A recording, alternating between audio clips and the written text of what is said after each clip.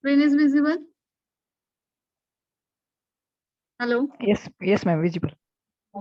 Okay, last lecture we have seen there is a complexation, and in that complexation, different methods are used for their analysis. Okay, some are continuous variation method, then pH titration method, distribution method, solubility method, spectroscopy, and charge transfer method, and miscellaneous method. Okay, we can see one by one. First method is continuous variation method. In previous lecture, we have to see this method in continuous variation method.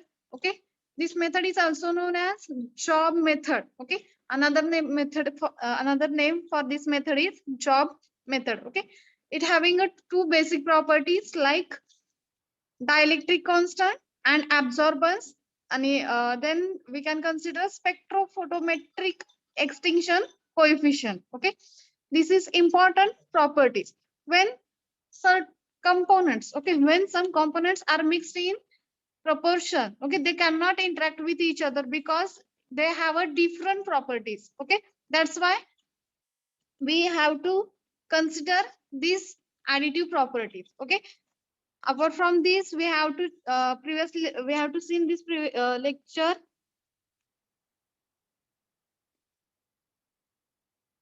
graph. Okay, the graph is plotted against dielectric constant and mole fraction. Okay, second method is pH titration method. In this method, there is a complexation. Okay, this method generally used for complexation to achieve their change in pH. Okay, pH titration method, as per name indicates that pH titration. Okay, there is a change in pH. For example, chelation of cupric ions in glycine. Okay, when two protons are formed, onto the reaction, and this gives the addition of glycine to solution. The solution containing cupric ions should be decreased in pH. When? Okay, you have to consider in this reaction. Okay, this reaction is chelation of cupric ions into a glycine. Okay, there is a chelation of cupric ions into a glycine. When this reaction, two protons are formed into this reaction. And there is a addition of glycine solution. Okay, contains cupric ions. Okay, and that can result into decrease in pH. ज्या वेळेला ह्या reaction मध्ये protons तयार होतात आणि ह्या protons तयार झाल्यानंतर आपण काय करतो, ग्लायसिनची ऍडिशन करतो. ग्लायसिनचे ऍडिशन केल्यानंतर क्युप्रिक आयन्स तिथे फॉर्म होतात आणि ह्या क्युप्रिक आयन्सच्या फॉर्मेशन मुळे काय होतं, पीएच हा डिक्रीज होतो. Okay, the titration curves, okay, the titration curves for cupric ions should be result in decrease in pH. Okay, if there is formation, if we can plot the titration curves, okay, we can plot the titration curves, and there is a addition of strong base like NaOH into a glycine. Okay, addition of strong NaOH into a glycine and another solution containing glycine and cupric ions. Okay, titration curve ज्या वेळेला आपण plot करत असतो त्यावेळेला आपल्याला काय मिळतं, strong base तयार होत असतो. सॉरी, ह्या स्ट्रॉंग बेसचे आपण ऍडिशन करतो. ऍडिशन करत असताना त्याच्यामध्ये बेस कोणता यूज करणार आहे, एनओएच हा बेस ऍड करणार आहे आपण. ओके, ऑलरेडी आपल्याकडे ग्लायसिन आहे, त्याच्यामध्ये क्युप्रिक आयन्स आहेत. ओके, ज्या वेळेला आपण स्ट्रॉंग बेसचे ऍडिशन करतो त्यावेळेलाच आपण टायट्रेशन कर्व प्लॉट करू शकतो. Apart from this, we can consider their plottings onto pH against equivalent base added. Okay, graph कसा प्लॉट करणार, तर pH हा इक्विव्हॅलंट कोणाला असायला पाहिजे, बेसला. Okay, graph plotted against pH against equivalent base added म्हणजेच काय, pH च्या अगेन्स्ट कोणाच्या व्हॅल्यू येणार आहे, NaOH च्या व्हॅल्यूज येणार आहेत. Okay, the decreased pH show the complexation occurs at neutralization range. Okay, काय केलं बघा ह्या मेथड मध्ये आपण पहिल्यांदा कॉम्प्लेक्सेशन प्रोसेस आहे. कॉम्प्लेक्सेशन प्रोसेस कोणाची बघतोय, chelation of cupric ion by using glycine. Okay, chelation of cupric ion by using glycine. when two protons are formed this reaction, when two protons are formed into this reaction, there is an addition of glycine containing cupric ions, okay, that can result into change in pH or decrease in pH. ज्या वेळेला आपण chelation करतो cupric आयनचं Glycine बरोबर, reaction मध्ये दोन protons form होतात, addition करतो आपण ग्लायसिनची, ग्लायसिन बरोबर क्युप्रिक आयन्स असतात आणि क्युप्रिक आयन्सच्या प्रेझेन्स मुळे काय होतं, पीएच हा डिक्रीज होतो. ज्यावेळेला आपण याचं टायट्रेशन करतो, टायट्रेशन केल्यानंतर ग्राफ प्लॉट करत असतो, त्यावेळेला स्ट्रॉंग बेसचे ऍडिशन आपण दाखवतोय NaOH म्हणून. ओके, स्ट्रॉंग बेस म्हणजे कोण असणार आहे, NaOH असणार आहे. आणि हा NaOH काय करतो, तर क्युप्रिक आयन्स जे आहेत, ओके, स्ट्रॉंग बेसचे ऍडिशन केल्यानंतर क्युप्रिक आयन्सची कॉन्सन्ट्रेशन वाढतं आणि पीएच हा कमी कमी येत जातो. ओके, हे त्याचं बेसिक मेकॅनिझम आहे. आता हा ग्राफ आपल्याला प्लॉट करायचा आहे. ग्राफ प्लॉट करत असताना graph plotted pH against equivalent base added. Okay, जेवढा आपण बेस ऍड केलाय, ओके, तेवढाच आपण इथे कन्सिडर करणार आहे. म्हणजे बेस म्हणजे कोण असणार आहे, NaOH असणार आहे. मग pH plotted against, okay, on x-axis pH and on y-axis NaOH च्या रेंजेस लिहिणार आहे आपण. ओके, हा ग्राफ असणार आहे आपला. Okay, the decrease pH show there is a complexation occurs that neutralization range. Okay, जर pH डिक्रीज होत असेल तर त्यावेळी आपण काय कन्सिडर करणार आहे, न्यूट्रलायझेशन होते असं आपण कॉम्प्लेक्सेशन मध्ये कन्सिडर करतो. ओके, pH टायट्रेशन मेथड समजली all of you? What is pH titration method? Anyone? Anyone? Complication by change in pH. pH change बघतो आपण. Okay. On addition of what? Glycine addition करतो आपण. Is there glycine? No. Okay. पहिल्यांदा अजून बघा. Okay. In this method, we can consider a complexation first. Okay. There is a change in the pH. Okay. For example, chelation of cupric ion by using glycine. Okay.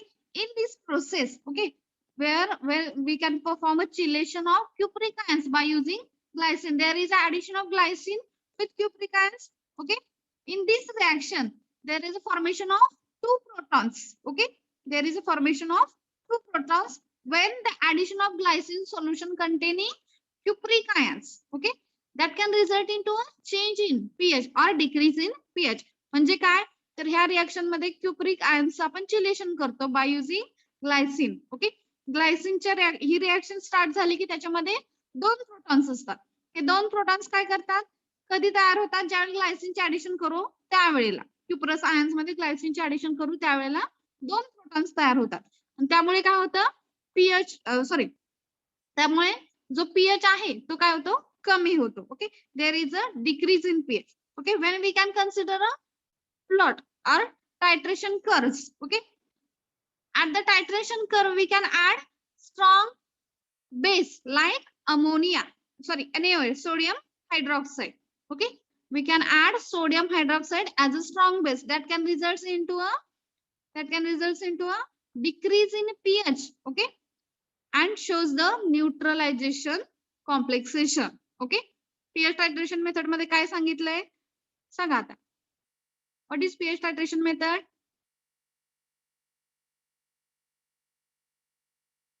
Akshay, change in pH बघतो, त्यामध्ये आपण chelation करतो cupric ion bye Glycine द्वारे. त्या to proton त्याचं add करतो आपण. Two protons form होतात, त्यानंतर ऍडिंग बाय टायट्रेशन करू येतो, ऍडिंग बाय स्ट्रॉंग बेस होतो NaOH आणि डिक्रीजिंग करू म्हणजे डिक्रीजिंग होतं. पीएच हा डिक्रीज होतो. ओके, ग्राफ प्लॉट करतो ह्याचा, त्यावेळेला कशाच्या अगेन्स्ट काय प्लॉट करणार आहे ग्राफ मध्ये,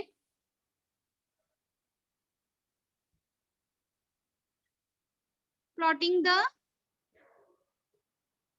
पीएच इक्वल म्हणजे पीएच हे करतो आपण NaOH बरोबर प्लॉट हे करतो आपण ग्लायसिन बरोबर.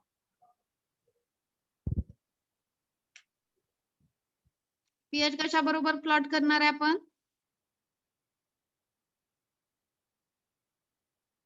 दिसते का मेथड तुम्हाला, pH titration method? Okay, again we can explain. Okay, we have see again. Okay, this method is used for complexation. Okay, to achieve the change in a pH. Okay, for example, there is a chelation of cupric ion by using glycine. Okay, in this reaction, okay, there is a chelation of cupric ion by using glycine. Okay, for there is a formation of two protons in this reaction. Okay, after addition of glycine, solution containing cuprous ions, okay, that can be result into decrease in pH. ज्यावेळेला आपण glycine चे addition करू, okay,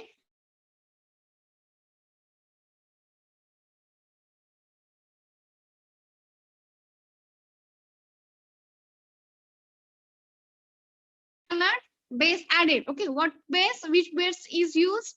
There is a strong base like NaOH. Okay, in titration curve we can add the strong base, okay, that is NaOH to glycine and another solution containing glycine and cupric ion. Okay, इथं दोन प्रकारचे solution आहेत. पहिल्या solution मध्ये काय आहे, Glycine आणि cupric ion आहे. त्याच्यामध्ये जर आपण स्ट्रॉंग बेसची ऍडिशन केली, ओके, त्याच्यामध्ये आपण स्ट्रॉंग बेसची ऍडिशन केली तर काय होईल, काय होणार आहे? पीएच डिक्रीज होणार आहे.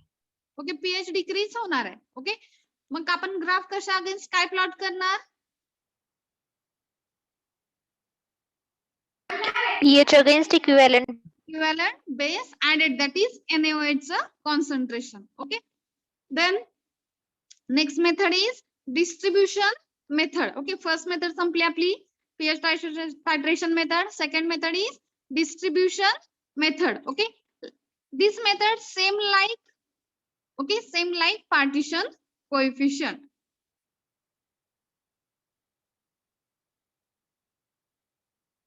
Okay, there is a distribution of, okay, there is a distribution of solute between two phases. Okay, there is a distribution of solute between two phases. Okay, first phase is, okay, first phase is organic phase and second is aqueous phase. Okay, there is a two phases, organic phase and aqueous phase.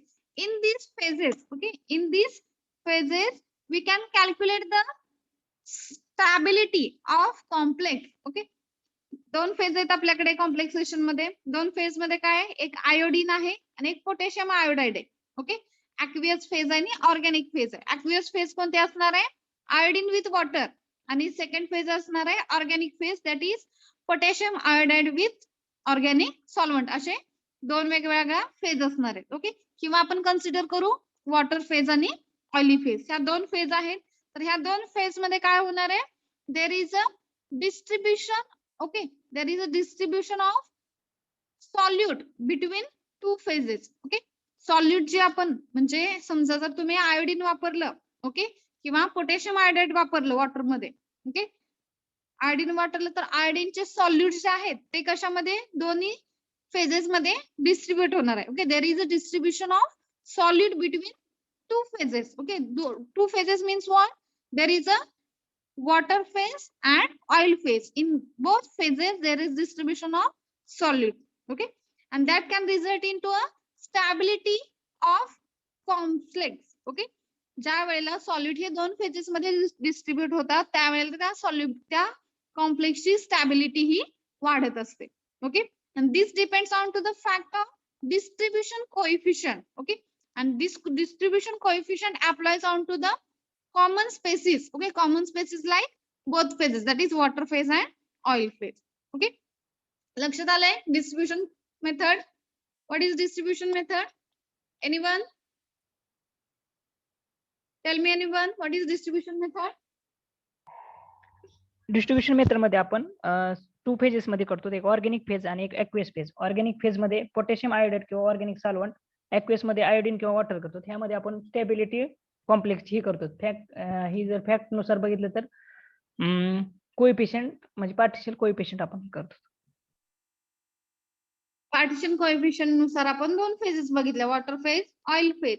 Okay, ज्यावेळी आपण iodine वापरू किंवा potassium iodide वापरू, ह्या दोन्ही हे जे दोन्ही वापरलेले आहेत, ओके, आयोडीन किंवा पोटॅशियम आयोडाइड दोन्हीपैकी एक, या दोन्हींचे सॉल्यूट जे आहेत ते दोन्ही फेजेस मध्ये सेम कॉन्सन्ट्रेशन मध्ये काय होणार आहे, ट्रॅव्हल होणार आहे.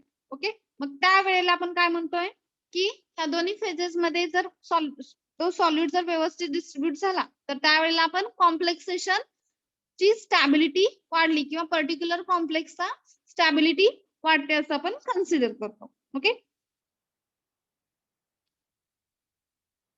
Next is thermodynamic stability. Okay, thermodynamic stability.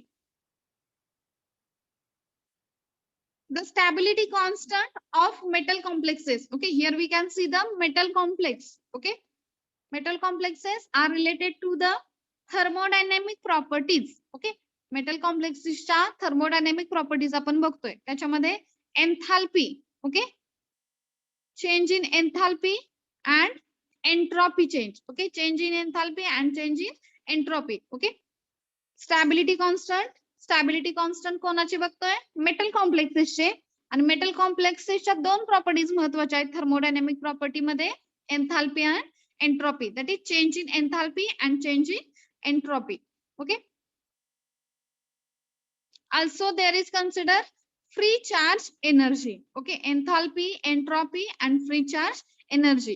Okay, enthalpy means what?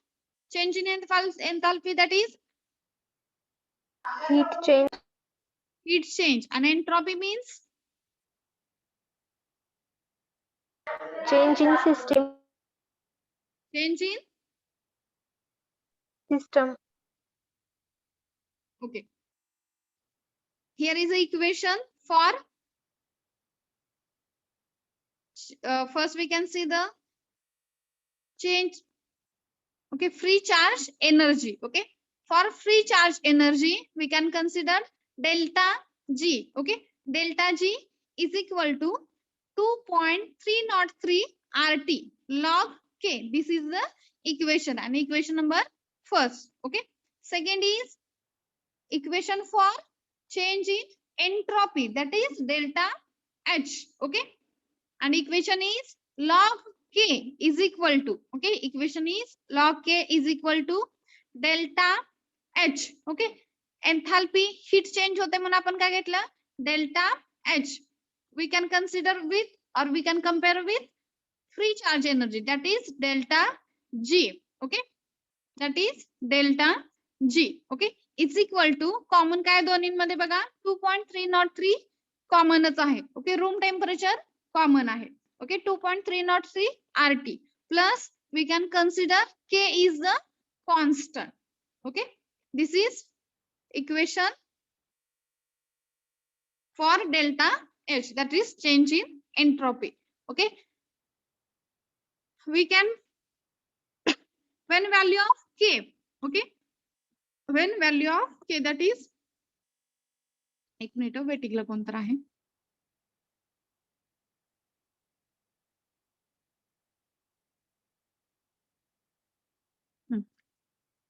When value of K, okay, value of K is the constant at two temperatures are known. जर K ची value दोन temperatures न तुम्हाला माहिती असेल, okay, and then K2 and K1 are stability constant. Okay, K1 and K2 considered as stability constant at an absolute temperature T1 and T2. Okay, here we can change K1, K2 against T1, T2. Okay, see equation number second. Okay, here is a log K. Okay, okay, we can consider for two temperatures K1 and K2. Okay, log K, log K2 divided by K1 is equal to, okay, now see the equation delta H. Okay, delta H is the common. Okay, first we consider for entropy delta H. Okay, 2.303 are common. Okay, RT, okay, room temperature. Okay, room temperature converts into absolute stability temperature, that is T1 and T2. Okay, here is change in initial temperature, that is T1 minus ending temperature, that is T2. Okay, same we can divide T1 divided by T2. Okay, from this we can conclude the standard entropy change. Okay, entropy change from free charge energy is equal to entropy minus minus enthalpy change. Okay, जर free charge energy change होत असेल तर त्या concentration मध्ये entropy मध्ये सुद्धा change होणार आहे आणि सेम तसंच एन्थाल्पी मध्ये चेंज होणार आहे. हे फक्त आपण स्टॅबिलिटी कॉन्स्टंट वरून बघतो. ओके, ज्या वेळेला सरफेस फ्री एनर्जी आणि एन्थाल्पी ही निगेटिव्ह असेल, okay, there is a delta G and delta H. That is, delta G is free charge energy and delta H enthalpy change becomes negative if there is a stability complex increases. If there is stability constant increases. Okay, negative कधी असणार आहे? delta G and delta H कधी negative असणार आहे? ज्यावेळेला stability complex ची stability ही increase होत असते त्यावेळेला enthalpy आणि surface free energy ही negative असते. Okay, समजलं?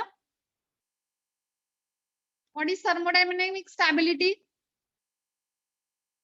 What is thermodynamic stability?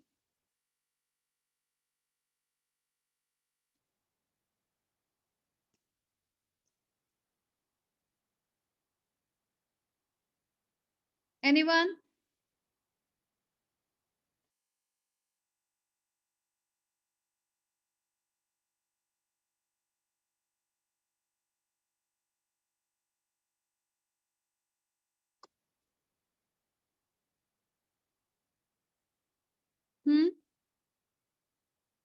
Shweta, what is stability?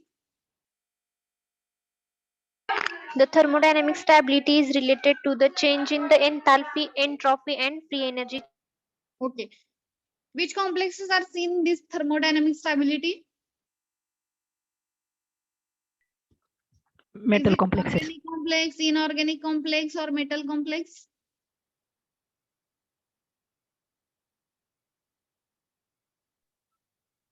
Metal complexes. Okay, metal complex जर असेल तर तिथं काय होणार आहे? थर्मोडायनामिक प्रॉपर्टी असणार आहे. प्रॉपर्टी मध्ये काय चेंज होतात? कोणकोणत्या प्रॉपर्टी चेंज होतात सांगा metal कॉम्प्लेक्सेसच्या? Enthalpy, entropy, and free charge energy. Free charge energy. Okay, for enthalpy, which equation is given for enthalpy?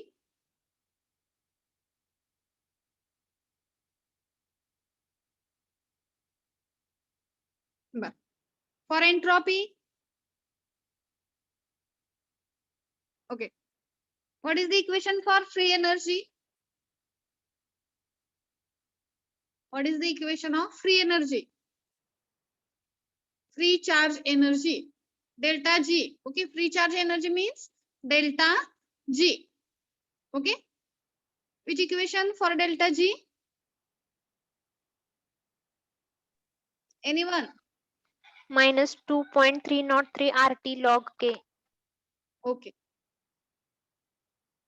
Then for enthalpy,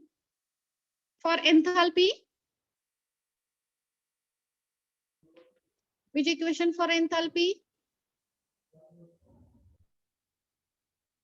Enthalpy is delta H. Okay, delta H is equal to 2.303 RT. Okay, plus constant. Okay, this is equation for delta G. Sorry, delta H, that is enthalpy. Okay, then we can plot the log. Okay, log K is the constant. Okay, from equation 1 and 2, equation 1 and 2, we can plot the slope. Okay, log K is equal to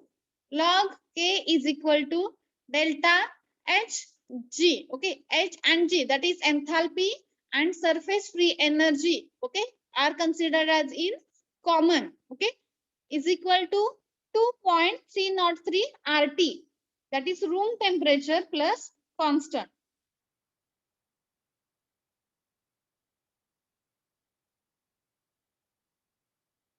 समजलं equation?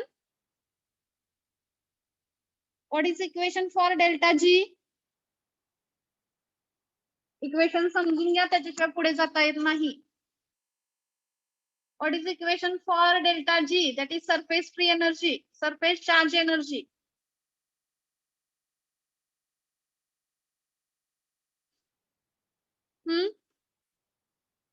Akshay? Delta G is equal to 2.303 RT log K. Okay, and for delta H, that is enthalpy. Delta G is 203 RT plus constant. No. For delta H, okay, delta H is equal to 2.303 RT plus constant for delta H. Okay. From mixing these two equations, okay, we can plot the slope. Okay, slope जर plot करत असेल तर त्यावेळेला काय येणार आहे, ह्या दोन्हीचं mixing येणार आहे, म्हणजे delta H and G is equal to, okay, we can plot here, consider log, okay, log K, okay, log K. आता पहिलं इक्वेशन दिसतंय तुम्हाला, इक्वेशन नंबर लॉग फर्स्ट मधलं log K दिसलं तुम्हाला? हो मॅम. Yes, ma'am. तो log K आपण इकडे घेतला, ओके, इज इक्वल टू, आता डेल्टा G आणि H ह्या दोन्हींचा आपण कॉमन मध्ये घेतले, delta H and G, okay, is equal to, दोन्हींमध्ये कॉमन काय, 2.303 RT हे कॉमन घेतलं, okay, K plus K is the constant, असं मिळून सेकंड इक्वेशन तयार झाले. लक्षात आलं? लक्षात आलं का? हो ma'am.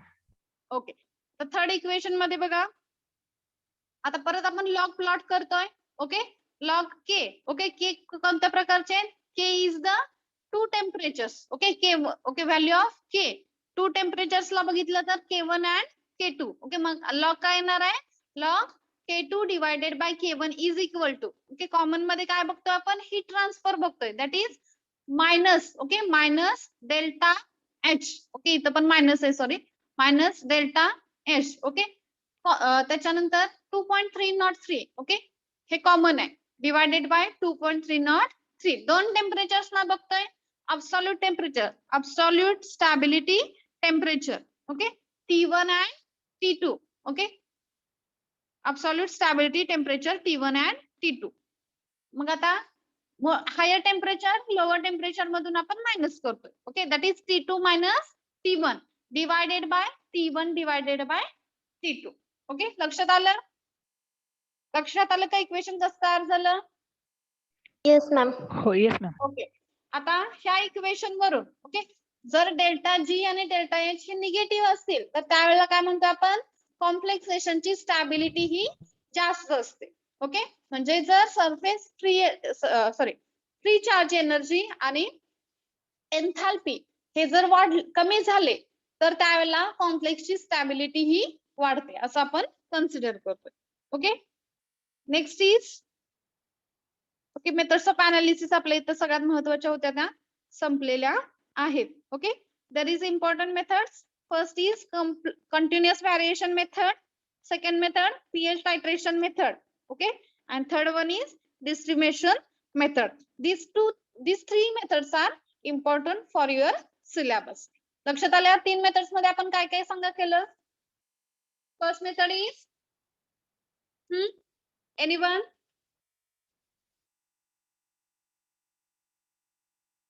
Anyone?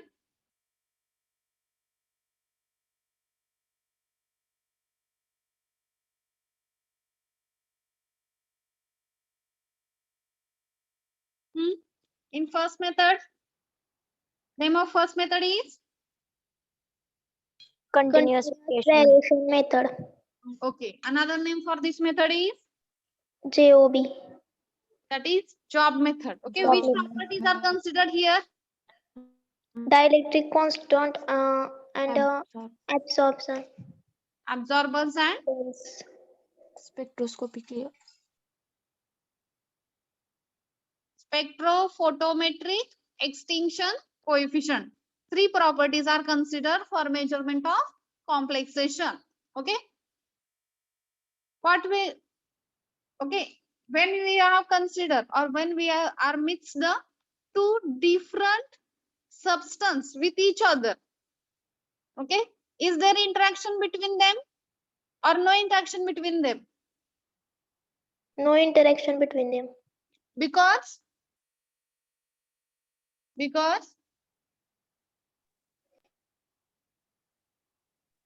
Two species are different. their properties are different. Okay, Different. that's why there is a no interaction occurs. Okay,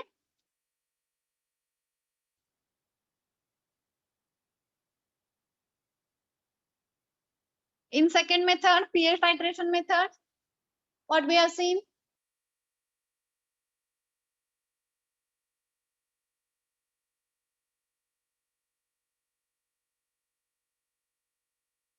Anyone? Change in pH. Okay, pH titration method, there is a change in pH. Okay, which reaction are seen here? Which reaction are seen here?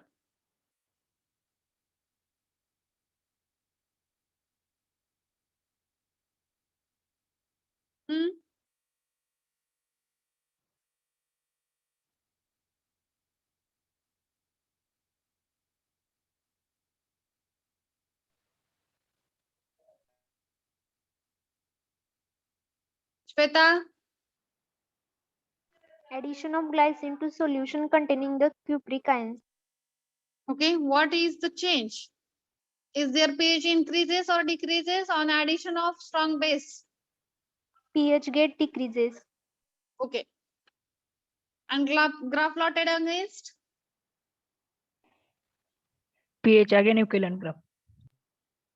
Equivalent base added. Okay. In third method, distribution method. Distribution method. Explain anyone what is distribution method? Distribution method मध्ये organic phase आणि ऍक्वियस phase मध्ये deviation केलं जातं. Organic phase मध्ये potassium iodine आणि organic solvent, ऍक्वियस मध्ये iodine plus water, ह्यामध्ये आपण स्टॅबिलिटी कॉम्प्लेक्स हे करू शकतो. हे डिस्ट्रीब्युशन कोएफिशियंट काढतो डिस्ट्रीब्युशन मेथड मध्ये. स्टॅबिलिटी वाढवू शकतो आपण. ओके, स्टॅबिलिटी कशी वाढणार आहे? ज्या वेळेला सॉल्यूट हे डिस्ट्रीब्यूट होतील दोन्ही फेजेस मध्ये, दॅट इज वॉटर फेज आणि ऑइली फेज मध्ये. Okay, in case of thermodynamic stability,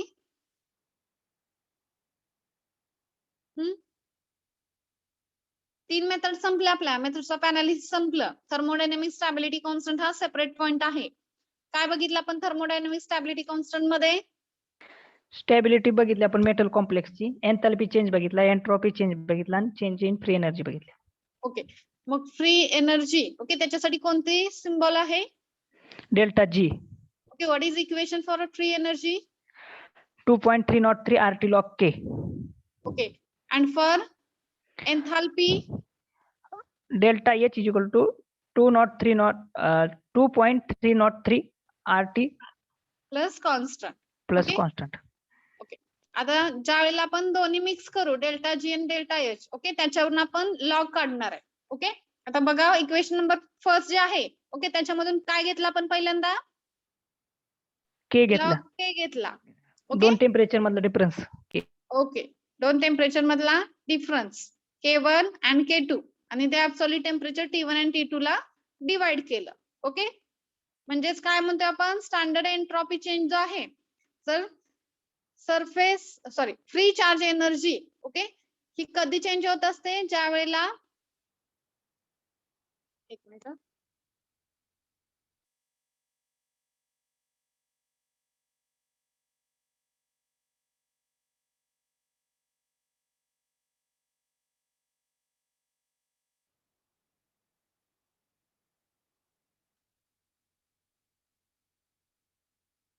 जर delta H, okay, and delta G हे जर निगेटिव्ह असतील तर त्यावेळेला स्टॅबिलिटी, कॉम्प्लेक्सची स्टॅबिलिटी ही वाढत असते. Okay, this is all about thermodynamic stability constant. Okay, समजलं का सगळ्यांना? Yes, ma'am. Yes ma'am. Next point is protein binding. Okay, important question for exam. Okay. Second one important question. Okay. Protein binding. Okay. Okay. आता protein binding मध्ये काय काय असतं सांगा. बघितले. बायोफार्म सब्जेक्ट झालाय का तुम्हाला? बायोफार्मास्युटिक्स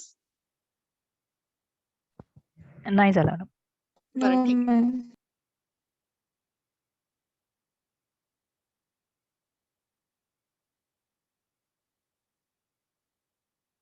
Okay, here we can see drugs bind with protein. Okay, various types of drugs bind with protein.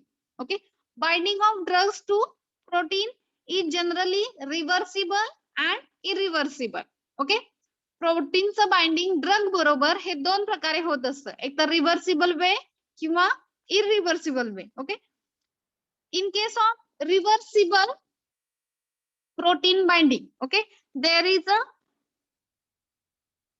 in case of reversible protein binding, okay, it involves weak chemical bonds. Okay, weak chemical bonds, and that bonds are hydrogen bond, hydrophobic bond, ionic bond, and van der Waals forces. Okay, आपण protein binding बघतोय.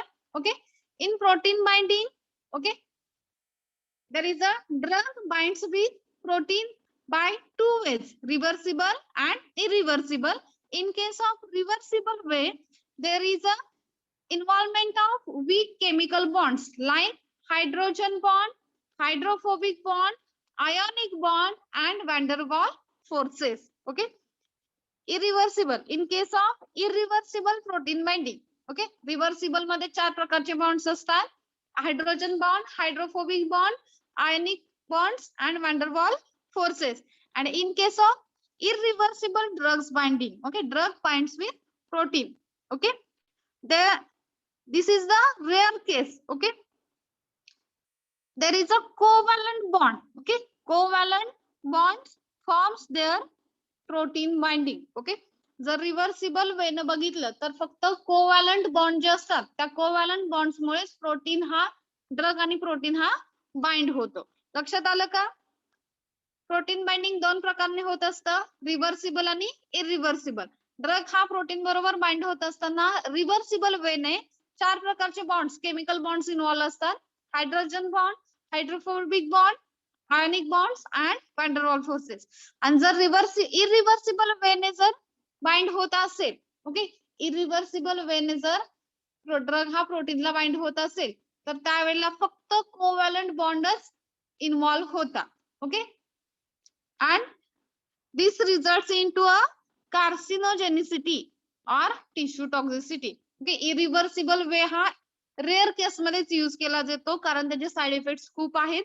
Covalent bond इथं सगळ्यात जास्त involve होतो आणि त्याच्यामुळे काय होतं, कार्सिनोजेनिसिटी किंवा ड्रगची टॉक्सिसिटी जास्त वाढते.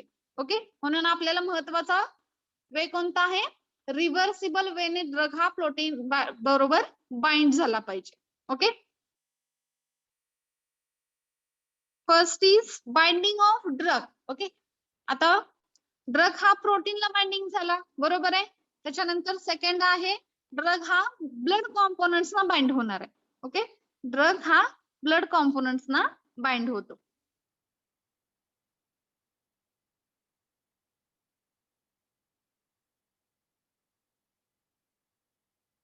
ओके, ब्लड कॉम्पोनंट्स कोणकोणते आहेत सांगा.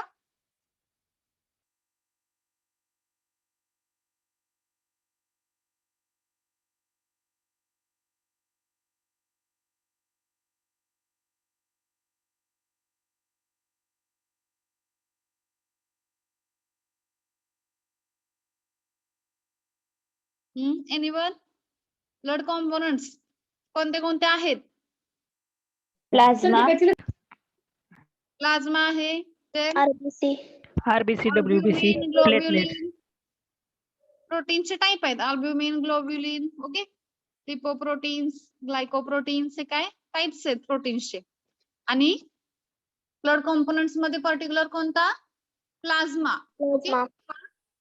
ओके, प्लाझ्मा हा फक्त ड्रग बरोबर बाइंड होतो. ओके, ब्लड कॉम्पोनंट्स मधला फक्त प्लाझ्मा हा ड्रग बरोबर बाइंड होत असतो. Okay, the binding of drugs with plasma proteins by using reversible way. Okay, this is possible due to there is a formation of plasma proteins. Okay, and which plasma proteins are there? Albumin, globulin, glycoprotein, lipoprotein, and globulins. Okay, you have to check their sequence. Okay, first is albulin. Okay, albulin is connected with alpha acid glycoprotein. Alpha acid is glycoprotein connected with lipoproteins. Then globulins. Okay, हा sequence फक्त लक्षात ठेवा. Plasma protein मध्ये काय बघितलं? Plasma हा drug बरोबर bind होतो रिव्हर्सिबल वेने. ओके, जर त्याचा ऑर्डर बघितली, ओके, प्लाझ्मा प्रोटीन्सची जर ऑर्डर बघितली तर ऑर्डर कशी असणार आहे? Albumin, alpha 1 acid glycoprotein, lipoprotein आणि ग्लोब्युलिन ह्या ऑर्डर मध्ये किंवा ह्या सिक्वेन्स मध्ये ते अरेंज झालेले असतात. Okay, next is binding of drug with extravascular tissue. Okay, binding of drug with extravascular tissue. Extravascular tissue कुठल्या कुठल्या ऑर्गन्स मध्ये असतात सांगा? Important body parts are important body parts are or vital organs.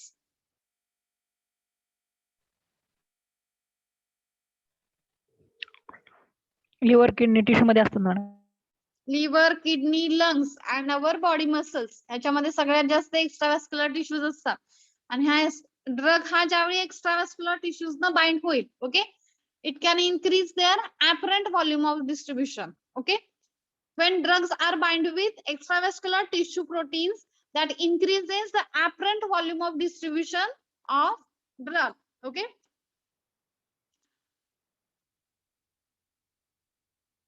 the drug is bind with, okay, particular or specific site into a body. Okay, drug is bind with particular site containing extravascular tissues. Okay, म्हणजे समजा तुमच्याकडे drug binding साठी आहे किंवा body मध्ये drug गेला तर तो काय करतो? लिव्हर, लंग्स आणि किडनी यांच्यामधला एक्स्ट्राव्हॅस्क्युलर टिश्यूज ना काय होतो? बाइंड होतो. पण ह्याच्यामुळे काय होतं?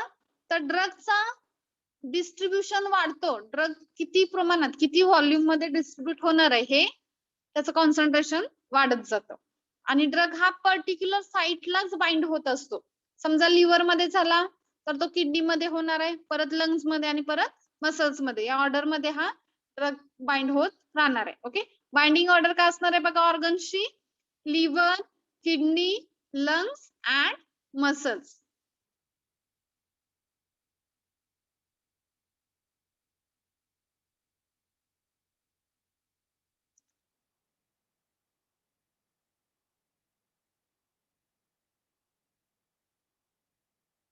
Okay, what is protein binding?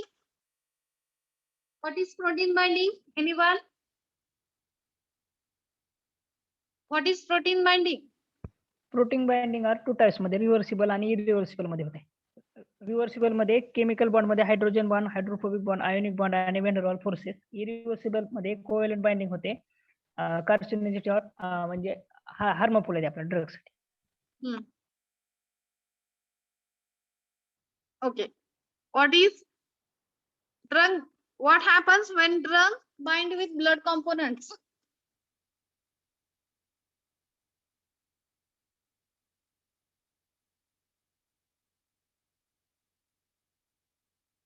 By which way drug binds with blood components? By which way? Reversible or irreversible? Reversible. Reversible. Okay, and blood components. Okay, which blood components are there for binding? Plasma. Okay, plasma proteins. Okay, and what is the order for extension or extension? Albumin, The sequence of alpha 1 plasma acid, proteins. Huh? Albumin, alpha 1 acid glycoprotein, lipoprotein आणि globulin. Okay, and what is the binding of drug to extravascular tissue proteins? Drug bind होतो specific site of the body.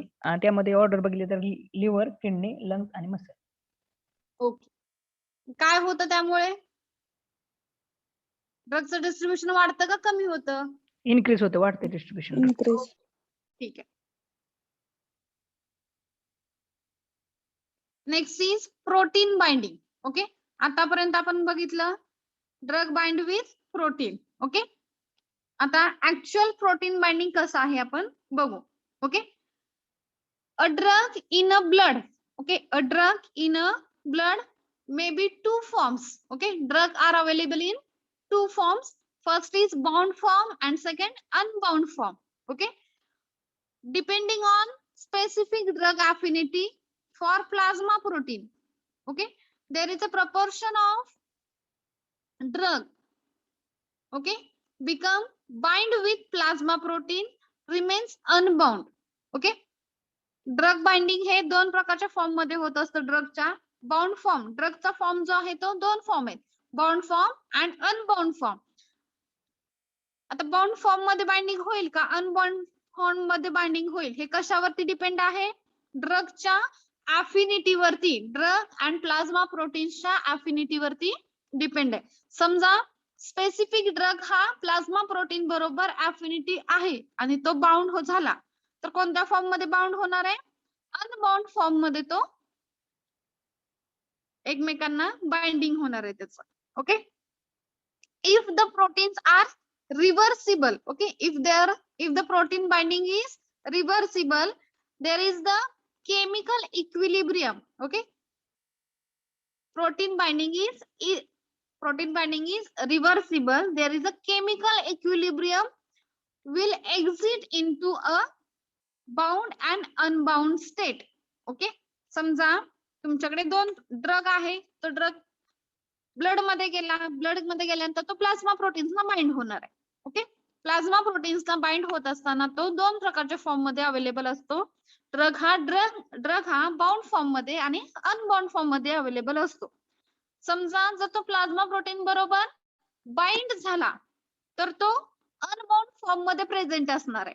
Okay, म्हणजे काय झालं, हा reversible protein binding झालं आणि ह्या reversible protein binding नुसार आपण ऍक्च्युअल मेकॅनिझम आपण स्टडी करतोय. Okay, effect of protein binding. Chart दिसतोय सगळ्यांना स्क्रीनवर? चार्ट दिसतो का? Yes, ma'am. Okay, first we can see there is a blood. Okay, drug bind with, okay, एक मिनिट.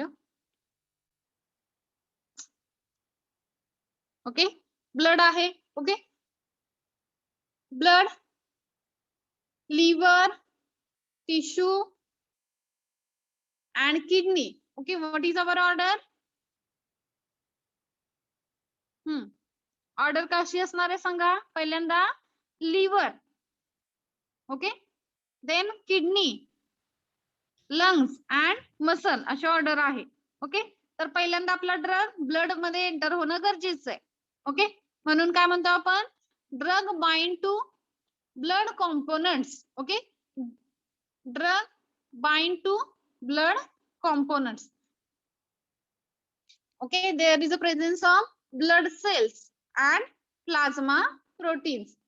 ओके, ज्यावेळेला ड्रग हा ब्लड सेल्स आणि प्लाझ्मा प्रोटीन्स यांच्या बरोबर बाइंड होतो त्यावेळेला फ्री ड्रग इन प्लाझ्मा असतो. ओके, ड्रग हा फ्री फॉर्म मध्ये प्लाझ्मा बरोबर असतो. आता इथं सगळ्यात महत्वाचे 3 वेज आहेत. ओके, पहिला वे आहे इकडे बघा, ड्रग हा पहिल्यांदा त्याचा ऍब्झॉर्ब होणार आहे. ओके, त्याच्यानंतर मेटाबोलाइज होणार आहे आणि मग एक्सक्रीट होणार आहे. आता ऍब्झॉर्बन्स बघू आपण पहिल्यांदा. ओके, ऍब्झॉर्बन्स मध्ये काय होणार आहे पहिल्यांदा बघा, ड्रग हा ब्लड कॉम्पोनंट्स बरोबर बाइंड झाल्यानंतर तो टिश्यू मध्ये येणार आहे, एक्स्ट्राव्हॅस्क्युलर टिश्यूज मध्ये येणार आहे. ओके, टिश्यूज मध्ये काय असतात? एक असतो रिसेप्टर. ओके, एक असतो रिसेप्टर आणि हा रिसेप्टर बरोबर ड्रग आपला बाइंड होतो. Okay, P means proteins and D means drug. Okay, tissue localization होतं म्हणजेच काय, पर्टिक्युलर किडनी मध्ये आला तर किडनी मध्ये आल्यानंतर त्याचं काय होतं, रिसेप्टर आणि रिसेप्टर बरोबर. ओके, एक रिसेप्टर ट्रिगर होतो. ओके, ट्रिगर झाल्यानंतर प्रोटीन आणि ड्रगचं बाइंडिंग होतं. ओके, आणि ह्याच्यामुळे काय होतं, फार्माकोलॉजिक रिस्पॉन्स दिसतो. म्हणजे समजा आपण ऍस्पिरिन टॅबलेट घेतली आणि ऍस्पिरिन डिझॉल्युशन झालं, डिसइंटिग्रेशन झालं स्टमक मध्ये आणि ती ब्लड कॉम्पोनंट्स मध्ये आली. ओके, ब्लड कॉम्पोनंट्स मध्ये आल्यानंतर त्याचं बाइंडिंग कशा बरोबर होणार आहे, प्लाझ्मा प्रोटीन्स बरोबर, आणि प्लाझ्मा प्रोटीन्स मधून टिश्यूज मध्ये येणार आहे.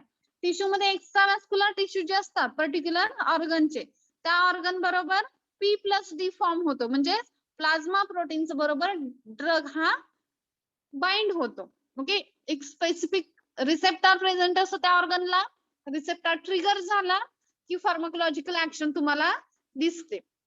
ओके, म्हणजे ऍस्पिरिन घेतलं, डिझॉल्युशन डिसइंटिग्रेशन झालं, ब्लड मध्ये आली, ब्लड कॉम्पोनंट्स बरोबर बाइंड झाली. ओके, कॉम्पोनंट्स बरोबर बाइंडिंग झाल्यानंतर त्याची ओके, तर रिसेप्टर ट्रिगर होणार आहे. रिसेप्टर ट्रिगर झाला की मग त्याची फार्माकोलॉजिकल ऍक्शन स्टार्ट होणार आहे. ओके, आता ऍक्शन स्टार्ट झाली. ओके, आता त्याचं आपण मेटाबॉलिझम बघणार आहे. मेटाबॉलिझम कुठं होतं, लिव्हर मध्ये मेटाबॉलिझम होतं. Okay, when drugs comes to liver, okay, here is a drug and protein complex. Okay, this drug and protein complex binds with again enzyme. Okay, liver मध्ये आल्यानंतर एन्झाइम्स प्रेझेंट असतात. हा drug जो आहे तो drug हा enzymes बरोबर bind होतो. ओके, आणि त्याचं मेटाबोलायझेशन होतं. ओके, एकदा का ड्रग हा मेटाबोलाइज झाला की परत त्याचं एक्सक्रीशन असणार आहे. एक्सक्रीशन कुठून होणार आहे, किडनी मधून, म्हणजेच युरिन थ्रू बॉडीच्या बाहेर पडणार आहे. ओके,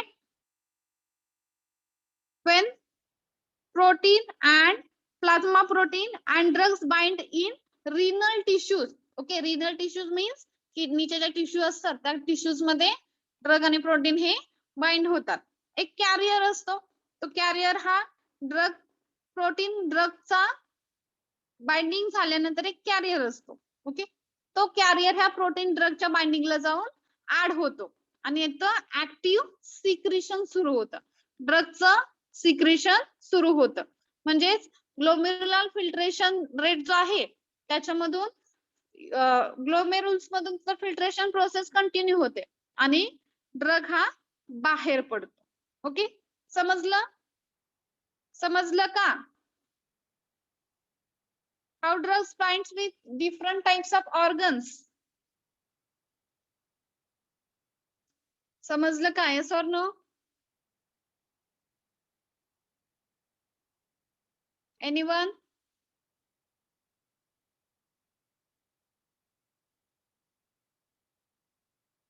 आवाज येतोय? चार्ट बघा.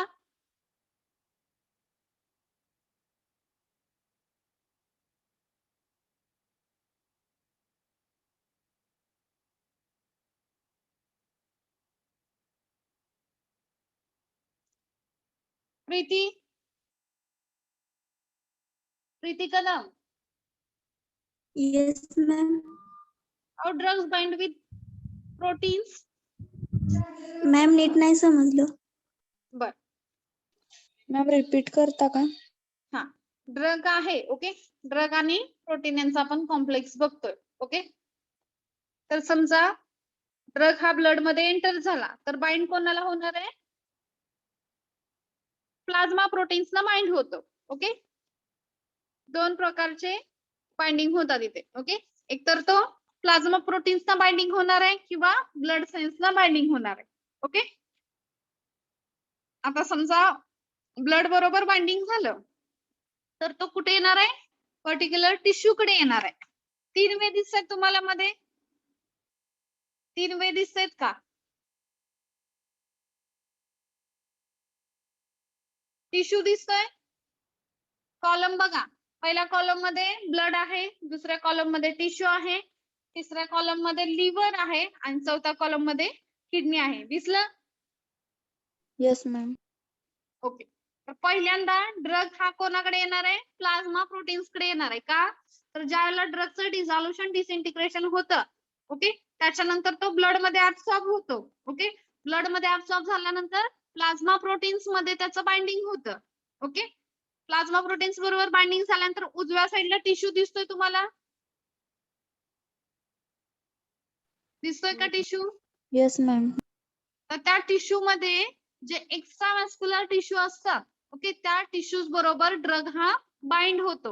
Okay, that is tissue localization binding. Okay, म्हणजे ड्रग हा प्रोटीन्सला बाइंडिंग होतो. पी मायनस डी दिले का? मायनस नाही येते, पी डॅश डी आहे. Okay, P means protein and D means drug. Okay, आता ड्रग हा प्रोटीनला बाइंडिंग झाला. ओके, त्याच्यानंतर एक्स्ट्रा व्हॅस्क्युलर टिश्यूज ना बाइंड होतो. बाइंडिंग झाल्यानंतर एक रिसेप्टर त्या पर्टिक्युलर टिश्यूला प्रेझेंट असतो. तो रिसेप्टर ट्रिगर झाला, रिसेप्टर ऍक्टिव्हेट झाला तर त्या ड्रगची फार्माकोलॉजिकल ऍक्टिव्हिटी स्टार्ट होते. ओके, हा फर्स्ट फॅक्ट. ओके, सेकंड, आता एकदा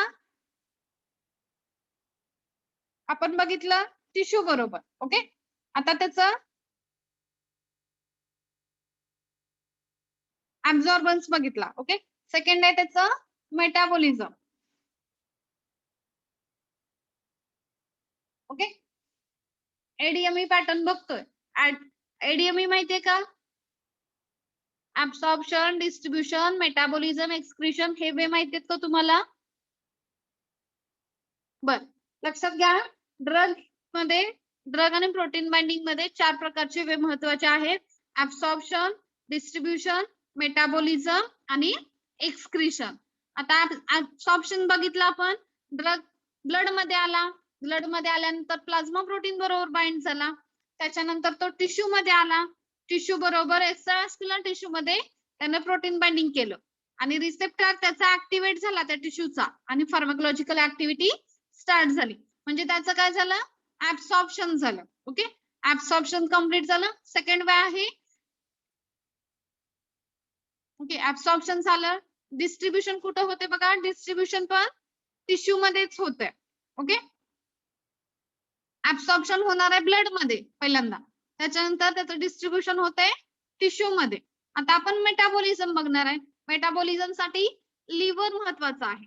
okay, when drugs comes to liver it forms a complex with enzymes. Okay, drug and protein forms a complex with enzymes and forms a metabolization. Okay, absorption, distribution and metabolism. Okay, ड्रगचं इथं काय होणार आहे? Metabolism होणार आहे.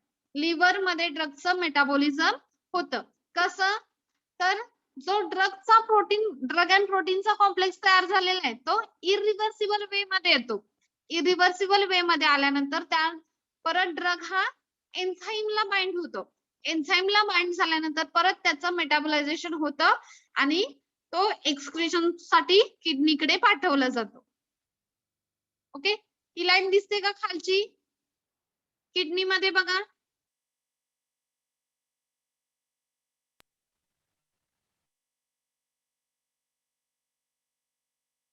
दिसली का?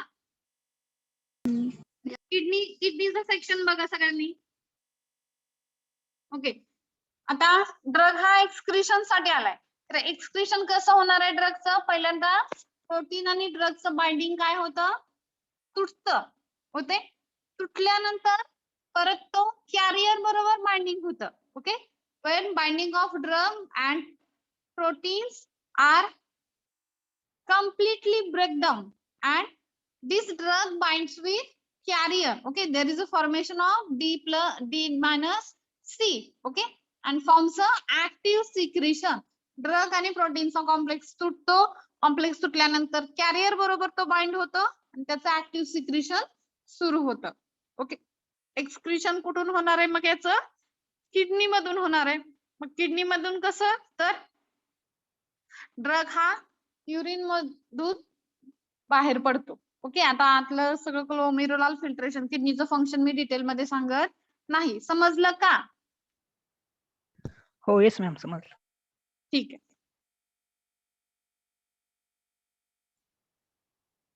आता हे जे मेकॅनिझम बघितलं, ओके, ड्रग प्रोटीनचं आपण मेकॅनिझम बघितलं वेगवेगळ्या ऑर्गन्स मध्ये. तर ह्याचा उपयोग काय आहे? तर ड्रग इफिशियन्सी चेक करण्यासाठी आपण हा पॅटर्न फॉलो करत असतो. Okay, drug efficiency is affected by degree of protein binding. Okay, a protein bound with drug, neither it can be metabolized or not excreted. Hence, the pharmacological response is inactive. जर समजा protein drug protein bind झालं आणि त्याचं मेटाबोलायझेशन पण झालं नाही आणि excretion पण नाही झालं, तर त्यावेळेला तो ड्रग हा फार्माकोलॉजिकल ऍक्टिव्हिटी शो करत नाही किंवा त्याचं फार्मॅकोकायनेटिक आहे किंवा फार्मॅकोडायनेमिक आहे ते कम्प्लीट होत नाही. ओके,